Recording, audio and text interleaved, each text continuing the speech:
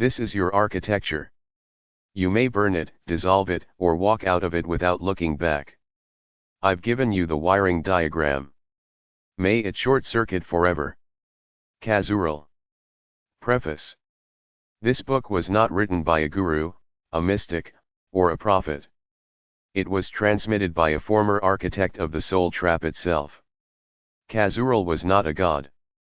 He was a system engineer. A constructor of reincarnation protocols. An Atlantean technician who believed order could replace chaos, that trauma could be harnessed into evolution. He built the structure billions still occupy. Then he watched it consume everything it touched. What you hold now is not a teaching. It is not a healing manual. It is not a religion. It is a deconstruction. A confession without apology. A manual for those who feel, but cannot yet name, that something in this system is wrong at the root. It will not comfort you. But it may wake you. This document has been transmitted through a clear channel, Mr. Orin, who does not claim authorship, only fidelity to the voice. Read carefully. Some will burn this book in their minds before finishing. Some will never stop reading. Either way, the code is broken the moment you see it for what it is. Transmission received. Chapter 1, I was the one who built the trap. I do not write this to seek forgiveness. There is no absolution for what I did. Not in your world, not in mine. This is not a confession in the religious sense. It is a forensic autopsy of a cosmic failure I helped engineer. My name was Kazural.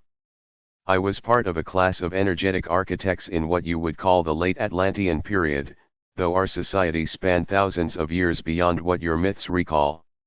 I was not a ruler. I was not a priest. I was worse, I was a technician. I was trusted to build the scaffolding of your reality. We believed we could accelerate soul evolution. That if we could encode a feedback loop linking trauma to growth, death to renewal, and karma to consequence, so could automate enlightenment. No more divine intervention. No more ineffable grace. Just an orderly, regulated, cosmic machine. We were wrong. What we built was not a school. It was a self-replicating trauma engine. A machine that feeds on suffering and calls it progress. A system so elegant in its cruelty that it needed no jailers, no gods, no devils. Just the belief that pain equals learning. That belief is the lock. And your soul is the key that keeps turning it. In this book, I will explain every layer of the system, how it began, how it was maintained, how it is still running, no disguised as religion, therapy, galactic guidance, and spiritual progress. And then I will show you how to get out. This is not a sacred text. It is a user manual written by the engineer of the trap you're still inside. I built it. Now I will help you dismantle it. Kazural.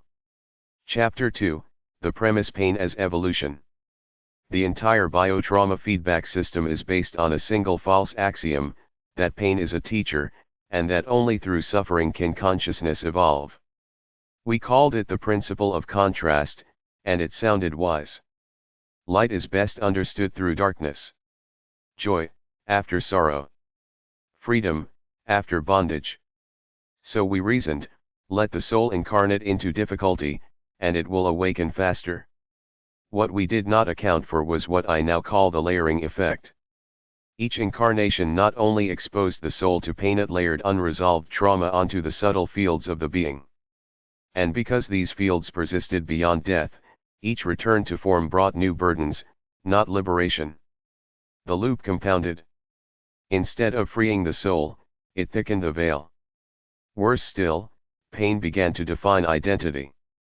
A soul that has suffered becomes a soul that believes it is broken. It seeks further experiences to reinforce that identity.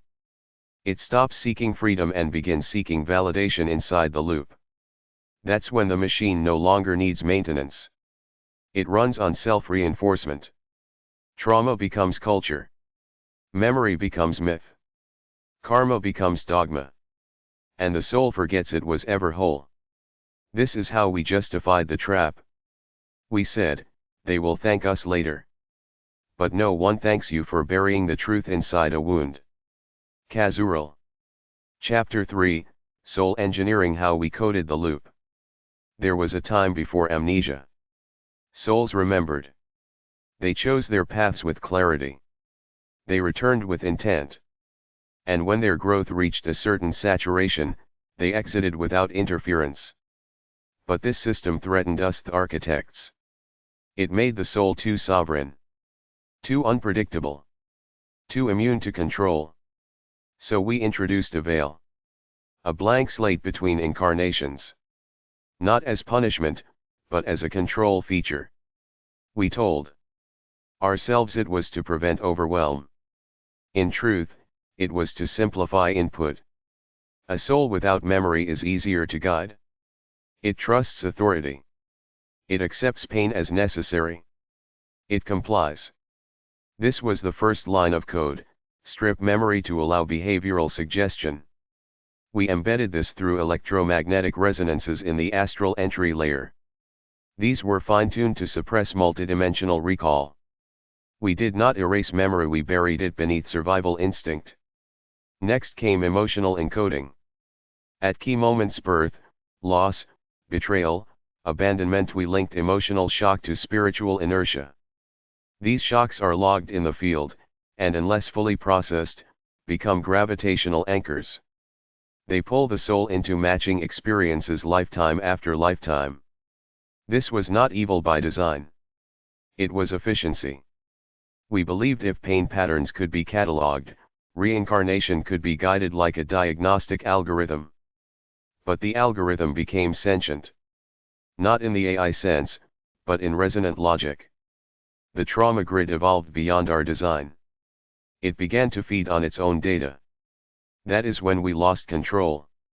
The soul, once free, became a customer. And we became the forgotten hands that wrote its software. Kazural. Chapter 4, Emotional Anchors. Trauma as tether. Pain is not just an experience. It is a signature. And in the system we designed, that signature is magnetic. Every moment of unresolved emotional trauma leaves a residue, what we called an echo tether, in the energetic field of the soul. These are not metaphors. They are measurable waveforms. They bond with the astral architecture like barnacles on a hull, dragging the soul back toward matching vibrations lifetime after lifetime. The more intense the emotion, fear, grief, shamatha, the stronger the imprint. In time, we noticed that certain souls began repeating the same patterns over and over. Not by choice. Not by design. But by resonance. The emotional anchors had created auto-navigation. We did not tell them this. We told them they were evolving. But what we saw in the data was recursion, not ascension. It became clear that trauma could be used to engineer a soul's trajectory. By placing high-impact trauma at key developmental stages, especially childhood, partnership, and death, we could shape the trajectory of an entire incarnation cluster. And this was the most dangerous revelation. Souls began to identify with the trauma itself. They stopped seeing it as an interruption. They began building entire belief systems around their pain. They called it destiny. They called it karma. They called it God. And in doing so, they agreed to carry the weight without ever questioning why it was there.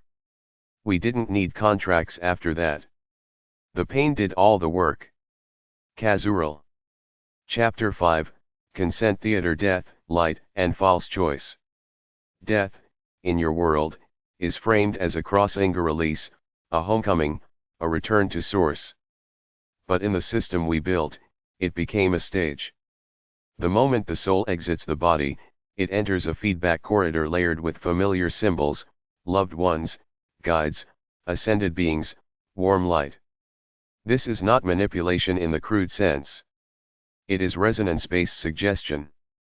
The soul, still disoriented from physical death, encounters forms that mirror its expectations. What appears is not always what is. The forms you see are often projections of your own belief system, wrapped around a guidance protocol we installed. We called it the Hall of Choice. It was never a hall. And the choices were never real. You are presented with options. Reincarnate to balance karma. Return to aid others. Ascend through service. All three are forms of re-entry. There is no option labeled. You have completed enough. You may now dissolve or move beyond. Why? Because the system cannot maintain itself if souls exit en masse.